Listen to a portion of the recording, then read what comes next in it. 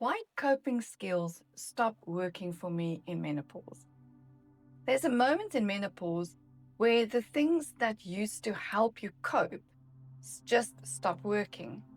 It's almost like you caught some bug called the menopause from a carrier. How rude of them to walk around spreading it. We all know it's not contagious like the plague. It's something every woman goes through at some point, like puberty. Some glide through it, others suffer through it. But we don't skip it. We don't get a vaccine. We don't press eject. We don't have the menopause. We go through it. I had a conversation with my mom, who said one of her close friends never got the menopause. She never had a flush or gained any weight, so she must have skipped it altogether. And I sat there wondering, did she then have a normal sex drive? Quickies when her husband gave her a mischievous little smile. Regular periods, busting energy, 8 hours of solid sleep, radiant skin, a body that worked like a teenager's. So she needed contraception forever, just in case she fell pregnant at 75 or 80. I wish I could ask her, but she's no longer able to share this information with me. If you are one of the lucky ones, please let me know in the comments. I'll be honest, I'm jealous of women who say menopause is a breeze. Because for me and many others, it has been everything but pleasant. I am still trying to do all the right things. Stay calm, stay organized, stay reasonable, but my body doesn't respond the same way anymore. Before this transition, I had coping skills. I had better self-awareness. I knew how to manage stress. So when I started feeling overwhelmed more easily or emotionally flooded, I assumed I just wasn't trying hard enough. But that wasn't true. At first, I told myself, you're getting older. This is what happens. The body falls apart. Accept it. What I didn't understand was that menopause changes how your nervous system processes load. I tried herbs and natural remedies, and then I went on HRT. It helped in some ways.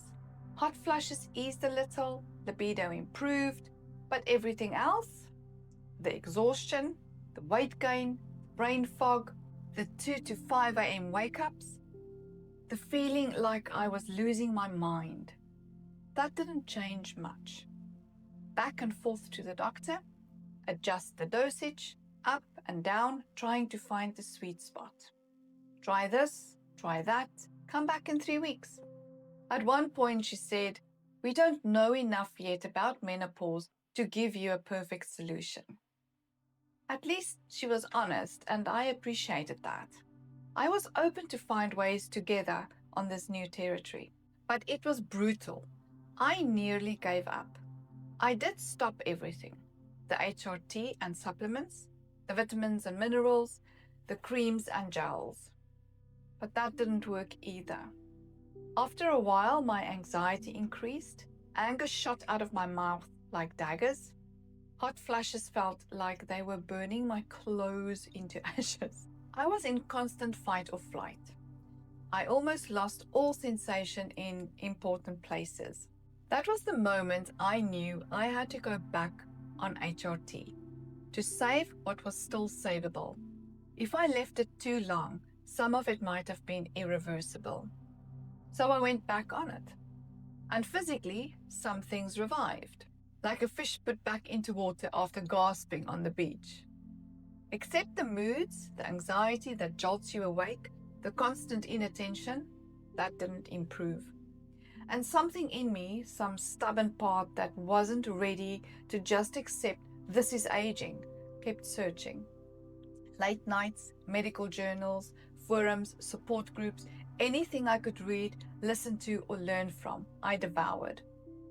And I found 4 things so far that made a difference for me: food, cortisol management, movement, and hydration.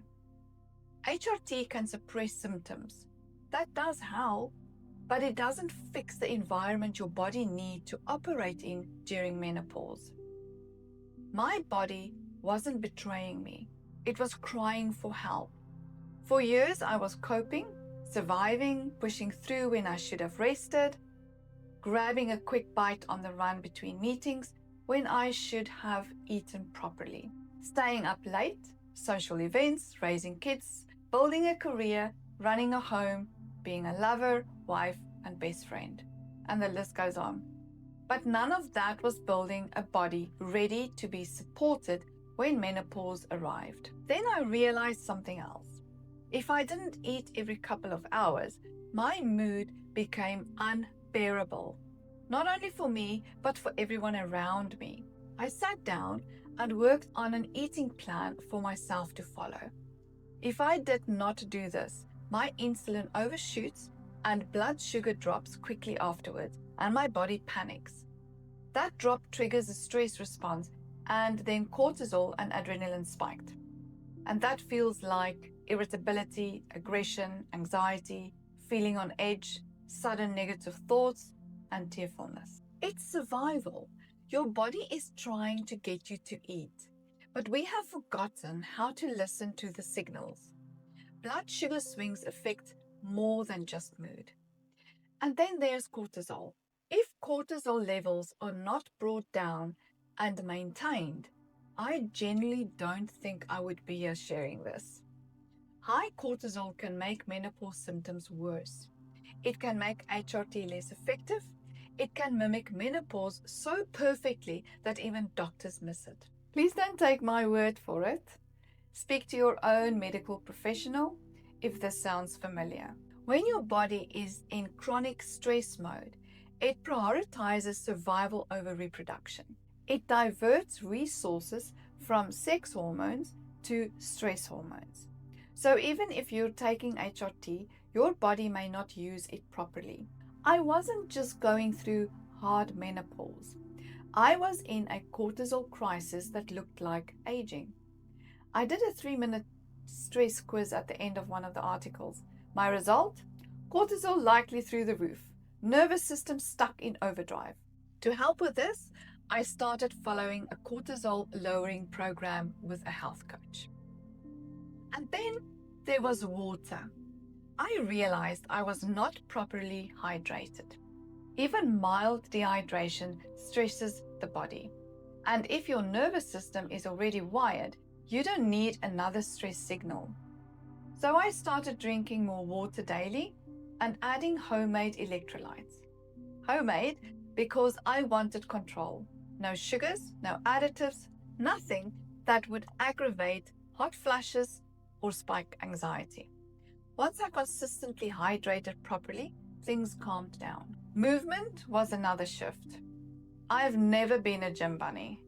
I was active as a teacher, but later became office bound and moving only to make coffee or go to the loo. I worked out a home program for myself and started small, 3 times a week or on days I had more energy and willpower. I don't love strict routines, so I rotated my program to what feels doable. Movement in menopause isn't about fitness culture. It's about protecting your metabolism, brain, bones, and nervous system while hormones shift. When estrogen declines, protective systems lose support.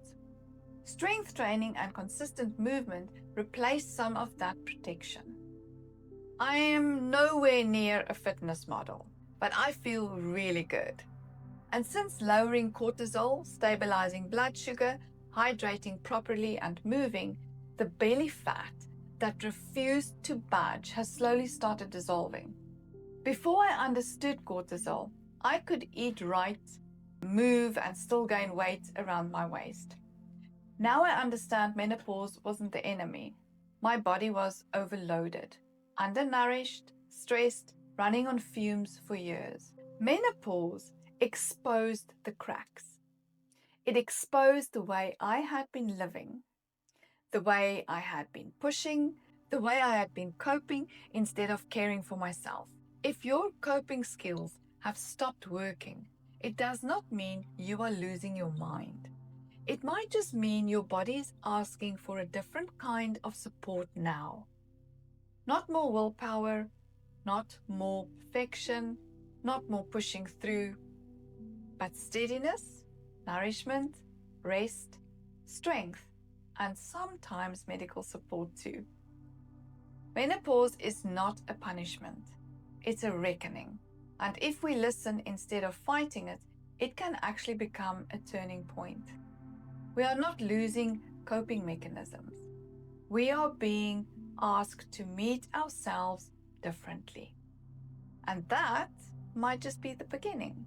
I am Marley, and this is how I navigate menopause while I'm a menoteen struggling with manners paused. See you again soon.